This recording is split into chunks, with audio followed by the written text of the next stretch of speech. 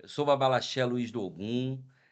Nós estamos aqui hoje para falar sobre a trajetória de vida do Babalorixá Kayambe do Ogum, fundador do Ilê-axé do Ogunjá, artesão e exemplo de fé para todos nós, né, do Candomblé, para nossa comunidade. E estamos com a Ilê-orixá Jussara de Iemanjá e a Eké de Ellen de Obá. Sou Yalorixá Jussara de Iemanjá. Eu tive a honra de herdar o axé, né, que é o Ilê Axé do Ogunjá, e foi uma coisa que até hoje me emociona, porque perder esse grande homem na minha vida foi uma perda muito grande.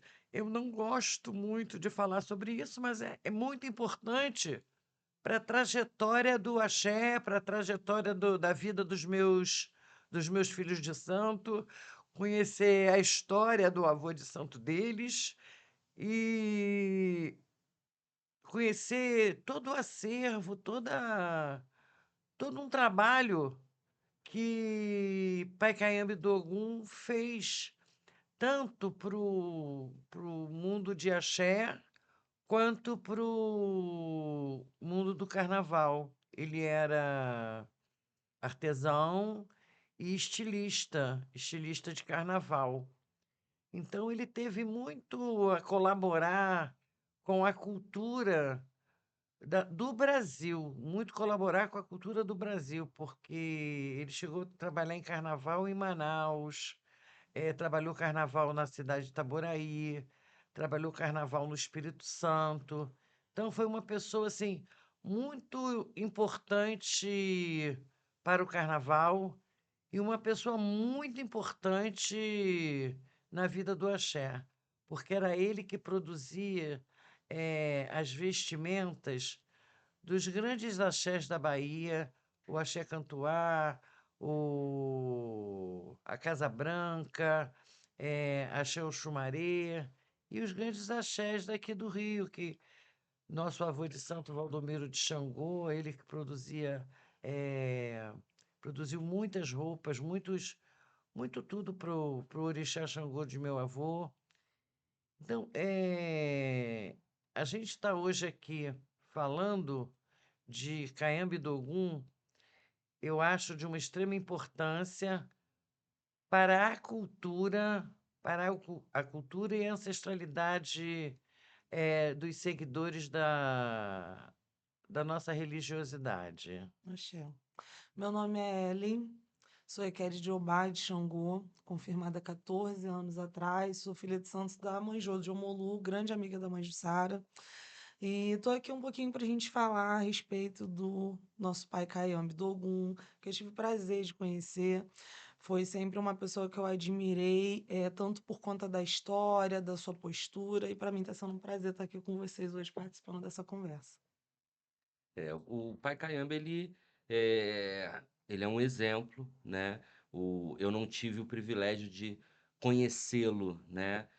Mas eu digo que eu conheço o, a essência, né? O que ele deixou.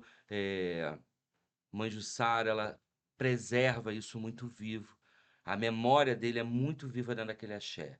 Então a gente aprende não só a respeitar essa memória, mas a gente aprende a amar o nosso avô de santo, a gente aprende a ter intimidade, né? A Sim. gente que vem de um culto de ancestralidade, essa ancestralidade ela é próxima da gente, né? Concordo. Ela tá próxima. Então, quando eu falo do meu avô Caema, é como se eu de fato tivesse conhecido. Eu falo de uma pessoa que eu tenho uma ligação, Uhum. porque a gente tem de fato uma ligação. Nós que somos filhos do Axé do Ogunjá, E filhos de você, Manhussara de e Iemanjá. você teve a felicidade de de ser iniciado do mesmo orixá dele.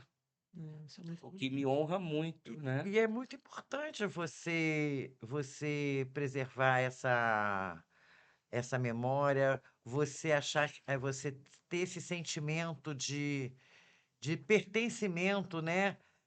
como se você tivesse convivido com ele, porque quando nós acreditamos na ancestralidade, então você convive com ele, porque eu faço questão de preservar tudo dele, tanto que a gente criou o Centro de Memória Pai Kayambi do Ogum, reconhecido pelo IBRAM, é um centro de memória, assim, onde está tudo exposto, aberto para visitação, e é importante esse seu sentimento, né? Eked Ellen. Eked Ellen foi uma pessoa que conviveu muito com ele, tanto espiritualmente como na vida pessoal, porque meu pai Kayamba, ele era uma pessoa que ele não se envolvia com os filhos só espiritualmente. Sim. Ele se envolvia com os filhos, com os amigos, totalmente. Os amigos faziam parte dos trabalhos que ele fazia, porque ele sentava, ele tinha a mesa dele de trabalho, ele não saía daquela mesa. Ele não saía, porque ali ele criava e todo mundo sentava ali, todo mundo conversava com ele ali. Exímio artesão Ele também. ele ficava, né?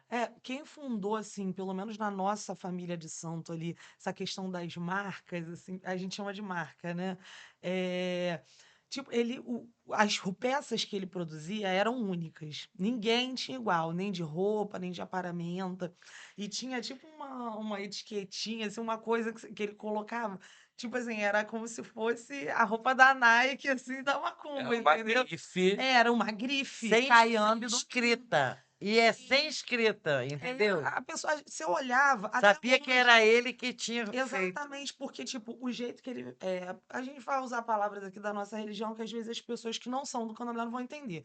Mas, por exemplo, se eu olhava um AD de Oxum, feito por uma outra pessoa, e um AD dele, não precisava dizer assim, tipo, esse aqui é o do Caiame. Não, a gente já olhava, já sabia, porque ele tinha um jeito de fazer o chorão, e tinha um jeito de prender Bondade. Vocês acreditam que, único. além da aptidão, do talento, né, que ele tinha, o fato do amor, da fé que ele tinha com o orixá, era o que dava a identidade dele em relação à paramenta? Então, Sem sombra de dúvida. Primeiro que ele fazia coisas duradouras. Tipo assim, minha mãe de santo tem peças dele de, tipo assim, mais de 30 anos. Tá intacto, entendeu? Ele desenvolveu uma técnica. só No dele. porque, tipo, a coisa não você usa elementos naturais, por exemplo, minha mãe tem um xaxará de Omolu dela que ele é todo daquele nervo aquela nervura da folha de mariô, Uhum, ou seja, aquilo ali é palha, né, deveria ter se acabado com uhum. esses outros. E ele costurava, tipo, com uma linha que ele fazia de palha da costa, ou seja, um troço que não era pra estar durando 30 anos. O crochê de palha da costa, que é algo que ele trouxe, né? Que também não tinha, pelo menos assim, no nosso meio ali, eu nunca tinha visto vender, por exemplo, não era uma coisa que você ia no Mercadão, você encontrava. Não acha, Não entendeu? achava. Não eram todos os artesãos que faziam esse tipo, costureiro de santo não fazia isso. E o que é interessante assim, que eu observo, que são peças que são atemporais. Sim, Elas não. Que a gente tem a questão da tendência, né? sim, Tem um momento a era do latão, a era do aramado, né? Mas as peças que a gente, né, a gente em casa tem, né? Eu tive a bastante. honra, na minha obrigação de 7 anos, o meu santo saiu com uma roupa que foi produzida Por ele, pelo meu avô amor. para a obrigação de 21 anos dele. Aí mamãe colocou no meu santo e é uma roupa moderna, é uma roupa rústica, uma roupa bem tribal, Bem tribal. diferente, com uma identidade única. É algo que não vai ter mais igual aquela roupa, porque é uma peça Único. exclusiva ali, né, com a assinatura dele ali na roupa, e é algo atemporal, é algo que daqui a 30, 40 anos Se não vestir vai ter essa saído de roupa, moda. se vestir num orixá aquela roupa, ela tá linda da Também. mesma forma. Eu acho que a pergunta que tu fez com relação ao amor dele, tipo, tem coisas que o amor move realmente a gente. É difícil você ter dedicação por uma coisa que você não ama. Uhum. E, tipo, pra mim, pelo menos pessoalmente, ficava nítido o amor que ele tinha tanto pelo artesanato quanto pela vida do orixá. Eu acho que, pelo que eu conheço, de ouvir falar da história da infância dele, de Uhum. toda a adolescência, a gente sabe que ele teve uma vida muito difícil.